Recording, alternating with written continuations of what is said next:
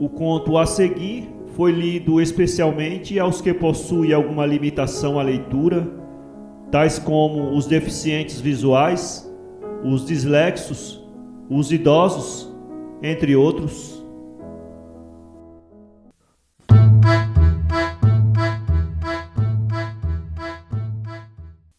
Do perigo de ser demasiado ingênuo, de Honoré de Balzac, voz Iba Mendes. O senhor de Moncontour, bom soldado turinense que, em honra da batalha, ganha pelo Duque de Anjou, atualmente nosso muito glorioso senhor, fez construir em Vouvray o castelo que tem aquele nome, pois que nessa ação se tinha conduzido valentemente, destruindo o grosso dos hereges, e por isso foi autorizado a tomar esse nome. Este capitão, pois, tinha 2 filhos, bons católicos, dos quais o mais velho era muito bem visto na corte. Quando da pacificação, que se levou a cabo antes de ser pleiteado o estratagema de São Bartolomeu, o bom homem regressou ao seu castelo, que então não estava tão adornado como hoje, e lá recebeu a triste mensagem da morte de seu filho, num duelo com o senhor de Villequier. O pobre pai ficou tanto mais acabrunhado pela morte, quanto já havia concertado um bom casamento para ele, com uma donzela do ramo masculino dos Amboises. E com esse falecimento, tão desgraçadamente intempestivo, esfumava-se toda a felicidade e as vantagens de sua família, da qual sonhava fazer uma grande e nobre casa.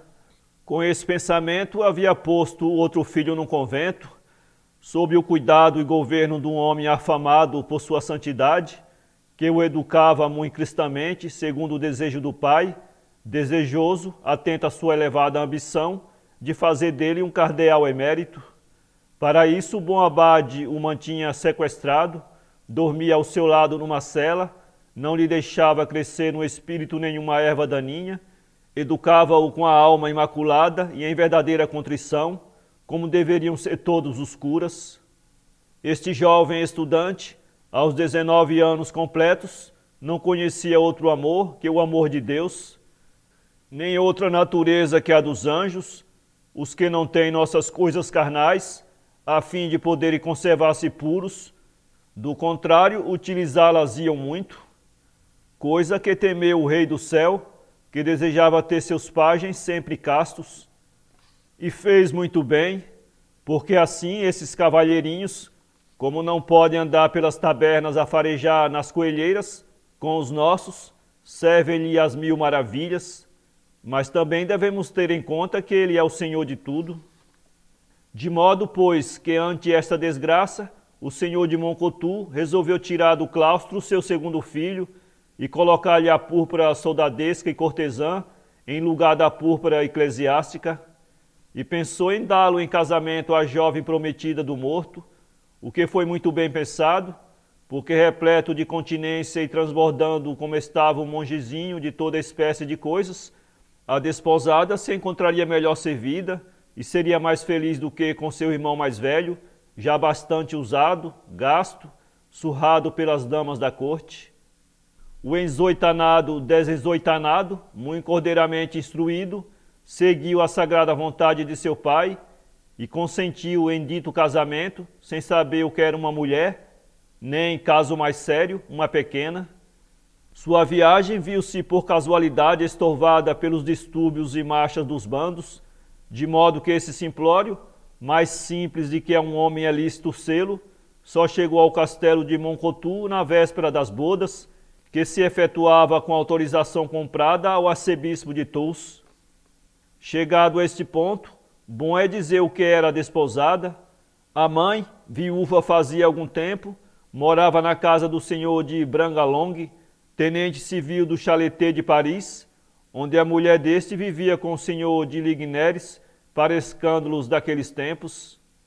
Porém, cada qual tinha então tanta viga em seus olhos que a ninguém era permitido ver o cisco no olho alheio, de modo que cada família a gente ia pelo caminho da perdição, sem admirar do vizinho, uns a trancos, outros a trote, muitos a galope, os menos a passo, visto que este caminho é muito íngreme.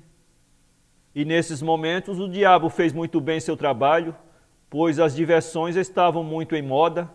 A virtude, dama pobre e encarecida, tiritando, tinha se refugiado não se sabe onde, e ora aqui, ora ali, se albergava em algumas mulheres prudentes. Na muito nobre casa de Ambóise, encontrava-se ainda de pé a matrona de Chamon, velha virtude muito acendrada, em quem se tinha refugiado toda a religião e fidalguia desta bela família. Dita dama recebera em seu regaço, à idade de 10 anos, a jovem donzela de que se trata nesta aventura, o que não causou o menor pesar à senhora de Ambóise, que teve maior liberdade para seus movimentos, e desde então vinha ver sua filha uma vez por ano, quando a corte passava por aí. Apesar desta grande reserva materna, a dama de Ambóise foi convidada para as núpcias de sua filha, e também o senhor de Brangelong, pelo pai do rapaz, soldado que conhecia sua gente. Mas não veio a Moncontour a querida matrona, porque não lhe permitiram sua deplorável ciática, sua bronquite, nem o estado de suas pernas, que já não se moviam mais, pelo que a boa mulher chorou muito, e também resmungou bastante por ter de entregar aos perigos da corte e da vida esta gentil donzela, bonita quanto pode ser uma pequena bonita. Porém era preciso deixá-la ao savô, mas não foi sem lhe prometer muitas missas e orações pela sua felicidade, ditas em cada véspera. E a boa dama se consolou um pouco ao pensar que o apoio de sua velhice ia parar as mãos de um quase santo, instruído no bem pelo citado abade, a quem ela conhecia, o que muito ajudou nisto. Enfim, beijando-a com muitas lágrimas, a virtuosa matrona fez-lhe as últimas recomendações que as senhoras fazem às desposadas, que tinha de mostrar-se muito respeitosa ante sua mãe e em tudo obedecer ao seu marido. E com tanto ruído chegou a donzela ao castelo, acompanhada de suas criadas, camareiras, escudeiros, fidalgos e gente da casa de Chamon, que teria estomado seu trem pelo do cardeal legado, de modo que os dois esposos chegaram na véspera de seus esponsais, e depois das bodas foram casados com grande solenidade à luz do dia, em uma missa dita pelo bispo de Blue, que era grande amigo do senhor de Moncontour. E a comenzaina, bailés e festa de toda espécie continuaram até a madrugada. Mas pouco antes da meia-noite, as pequenas da boda foram deitar a casada, segundo o costume em Turena, e enquanto isso se pregavam 1000 peças ao pobre Lilás, para lhe estorvar que fosse unir-se à sua cara metade, o qual por ignorância caía nelas. Sem embargo, o senhor de Moncontour cortou os pés aos engraçados e às diversões, porque era necessário que seu filho se ocupasse do que era mister. De modo que o rapaz se dirigiu à câmara de sua esposa, a quem achou mais bela que as Virgens Marias pintadas nos quadros italianos, holandeses e outros, a cujos pés tinha rezado seus padres nossos.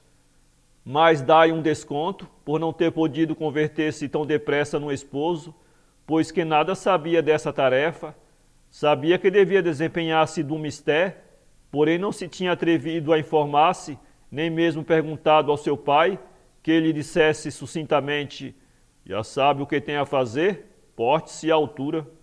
Então se encontrou com a gentil pequena que lhe davam, bem metida entre os lençóis da cama, curiosa como um diabinho, a cabeça deitada de lado, mas com um olhar que picava como ponta de lança, e pensava: devo obedecer-lhe. E como não sabia nada, esperava o bom desejo desse fidalgo, um tanto eclesiástico, a quem de fato pertencia.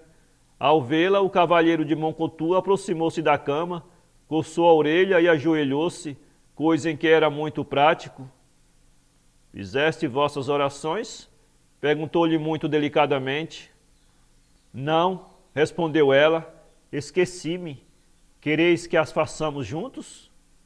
E os dois esposos começaram as coisas do matrimônio, implorando a Deus, o que não assenta mal.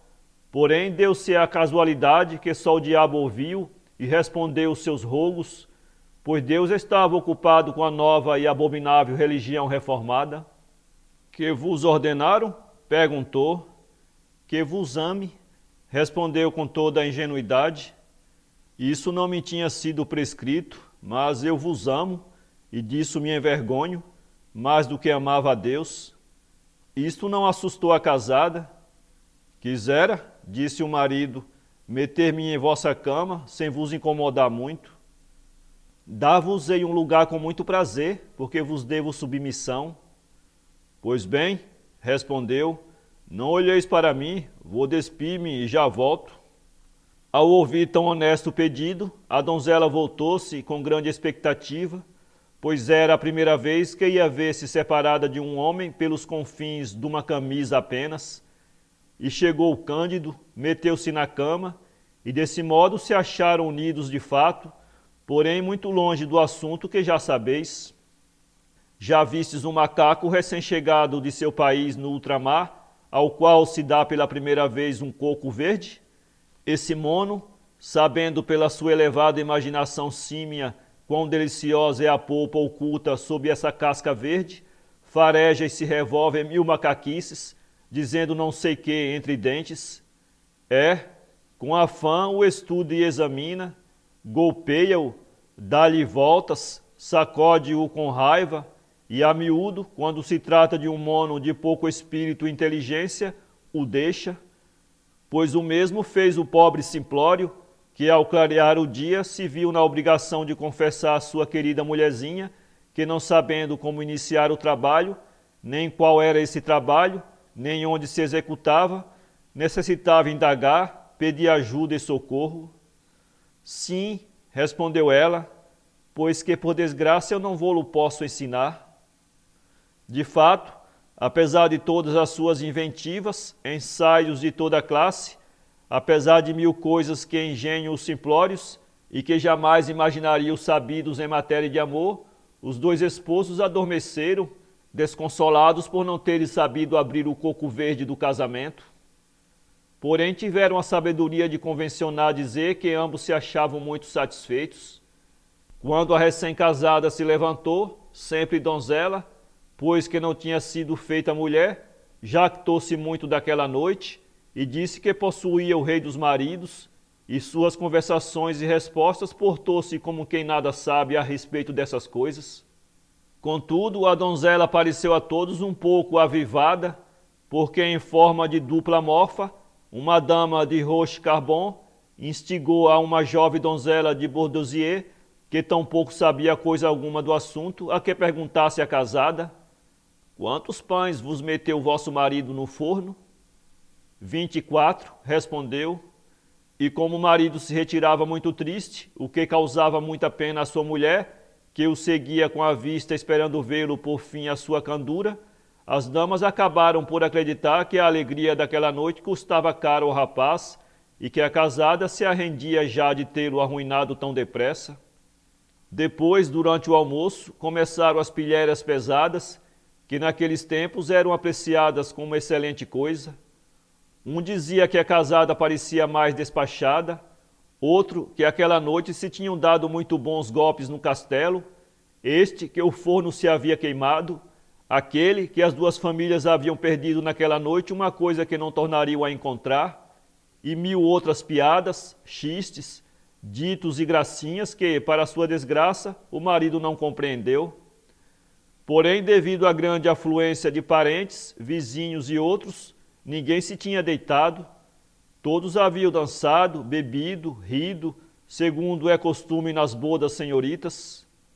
O que alegrou muito ao senhor de Bragalone, pois que a senhora de Amboise, aguilhoada pela ideia das boas coisas que sucediam à sua filha, cravaca no tenente de seu castelo, olhares de facão, a título de convites galantes.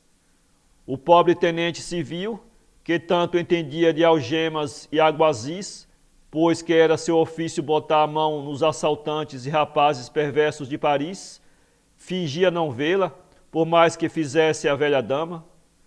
É preciso levar em conta que este amor de grande dama lhe pesava bastante, porém ele o suportava por espírito de justiça, porque não ficava bem a um tenente da justiça trocar de amante como se fosse um cortesão, visto que tinha a seu cargo os bons costumes, a polícia e a religião. Sem embargo, sua rebelião havia de terminar. No dia seguinte ao do casamento, bom número de convidados se foram, com o que a senhora de Amboise, o senhor de Bragalone e os pais do recém-casado poderiam deitar-se, uma vez que estes se retiraram, de modo que, ao se aproximar a hora de ceia, o senhor tenente haveria de receber convites semiverbais, aos quais não ficaria bem, como em matéria processual, opor quaisquer razões dilatórias. A mencionada senhora de Amboise já havia feito ao senhor de Bragelongue mais de 100 gestos sedutores, com o fim de fazê-lo sair da sala em que se achava com a recém-casada. Mas em lugar do tenente saiu o recém-casado, a fim de passear em companhia da mãe e de sua mulher. É que no espírito desse simplório havia crescido como cogumelo um expediente, a saber, interrogar essa boa senhora, a quem reputava sábia, de modo que, recordando os religiosos preceitos de seu abade, que lhe dizia que em tudo se deixasse levar pelos conselhos da gente de idade, com a experiência da vida, pensou em confiar seu caso à dama de Amboise, mas para começar deu algumas voltas, confuso e em silêncio, sem encontrar palavra para abordar o assunto, e também silenciava a dama, pois que se achava muito ofendida com a cegueira, surdez e paralisia voluntárias do senhor de Bragelongue.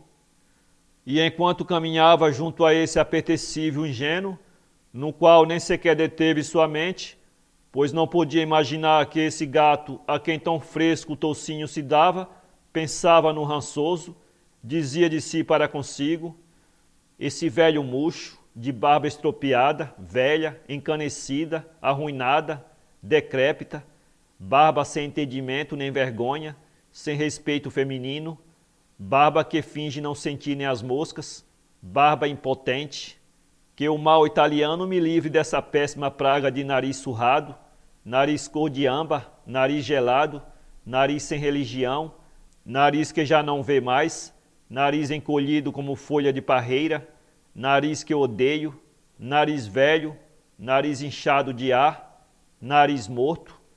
Onde tinha eu a vista para me consagrar a esse nariz como trufa, a esse velho ferrolho que já não conhece mais seu caminho?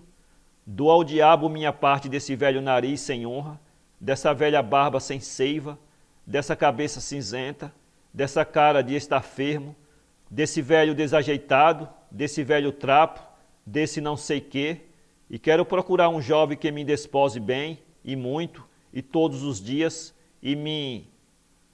Nesses sábios pensamentos se encontrava, quando o simplório se resolveu a soltar sua antífona a esta mulher tão asperamente acossada, que ao primeiro circunlóquio pegou fogo como pederneira na escopeta de um soldado, e parecendo-lhe razoável experimentar seu genro, disse com seus botões: ah, barba jovenzinha perfumada, ah, lindo narizinho novo, barba fresca, nariz cândido, barba virginal, nariz cheio de alegria, barba primaveril, maravilhosa clava de amor. Muito teve de lhe dizer durante todo o percurso do jardim, que era grande, e combinou com o rapazola que, quando chegasse a noite, sairia de seu quarto e viria ao seu, onde ela se jactava de pô-lo mais sabido que seu pai. O ingênuo ficou muito satisfeito e agradeceu à senhora de Amboise, rogando-lhe que não dissesse uma palavra deste assunto. Entretanto, o velho Bragelone estivera largando o veneno e dizia: anda, velha xoxa, que a coqueluche te asfixie, que corroa um câncaro, velha almofaça gasta, velha sandália em que o pé não se aguenta mais, velho canhão, bacalhau rançoso, velha aranha que não se move senão de noite entre teias, velha morta com olhos abertos, velha batedeira do diabo, velho farol do velho pregoeiro de prazeres, velha cujo olhar mata, velho bigode de velho curandeiro, velha capaz de fazer chorar a morte, velho pedal de órgão, velha bainha de 100 punhais, velho portal de igreja gasto pelos joelhos, velha pia onde todos meteram a mão. Daria toda a minha felicidade futura para me ver livre de ti. Não fazia senão terminar esse pensamento, quando a bonita casada, que não deixava de pensar no grande acabrunhamento de seu marido por não saber os hábitos dessa coisa essencial no casamento e não imaginando ela o que era, julgou salvá-lo de algum enorme tropeço, vingança e graves penas, instruindo-se nisso, e pensava surpreendê-lo e alegrá-lo quando dissesse naquela noite, mostrando-lhe seu dever: é isto, meu bom amigo. E criada por sua querida matrona num grande respeito aos mais velhos, pensou em indagar desse bom homem com seus mais graciosos modos para que lhe revelasse os doces mistérios do assunto. O senhor Bragelongue, envergonhado por se ter envolvido nos lamentáveis pensamentos do mistério da noite e nada ter dito a tão agradável companheira, fez uma pergunta indiscreta à bonita casada se encontrava muito feliz, provida de um marido jovem e prudente. Sim, muito prudente, respondeu. Talvez demasiado, disse o tenente sorrindo. Para ser breve, as coisas se passaram tão bem entre eles que, entoando outro cântico fogoso de alegria, o senhor de Bragelongue, por ela instado, se comprometeu a nada poupar a fim de desenvolver o entendimento da nora da senhora de Amboise, que lhe prometeu ir ao seu quarto para estudar a lição. Depois da ceia, a senhora de Amboise pintou o diabo com o senhor de Bragelongue, dizendo-lhe que nada tinha a agradecer pelos bens que ela lhe outorgara, sua fidelidade, etc. Enfim, falou mais de meia hora sem chegar a evaporar a quarta parte de sua ira. Entretanto, os casados bem deitadinhos pensavam cada qual em evadir-se com a intenção de satisfazer o outro, e o ingênuo pretextou que se sentia agitado, não sabia porquê, e queria ir tomar um pouco de ar, e a mulher, ainda não convertida em dama, convidou-a a que saísse a tomar um raiozinho de lua, e o ingênuo lamentou-se por ter que deixá-la sozinha um momento. Enfim, ambos, em momentos distintos, saíram do leito conjugal, ansiosos por adquirir a sabedoria, e se aproximaram dos seus professores, todos muito impacientes, como bem podeis avaliá-lo, e cada qual recebeu sua boa lição. Como? Não saberia dizê-lo, porque cada qual tem seu método e prática, e porque de todas as ciências, esta é a de princípios mais elásticos. Contudo, podeis dar por certo que jamais estudantes receberam com maior ardor os preceitos de língua alguma ou quaisquer lições, e os dois esposos voltaram ao seu ninho, muito felizes por comunicar-se a descoberta de suas científicas peregrinações. Ó, meu amigo, disse a casada, já sabes mais que meu professor. Desses curiosos experimentos nasceram suas alegrias caseiras e perfeita fidelidade, porque cada um deles provou em seguida que, para os entretenimentos amorosos, levava em si melhores coisas que os demais, inclusive seus mestres, de modo que para o resto de seus dias se ativaram às lágrimas coisas de suas próprias pessoas, pelo que o senhor de Moncotu, já velhote, dizia aos seus amigos: fazei como eu, sede cabrões em flor e não em espiga. Para ler este conto, acesse www.poeteiro.com.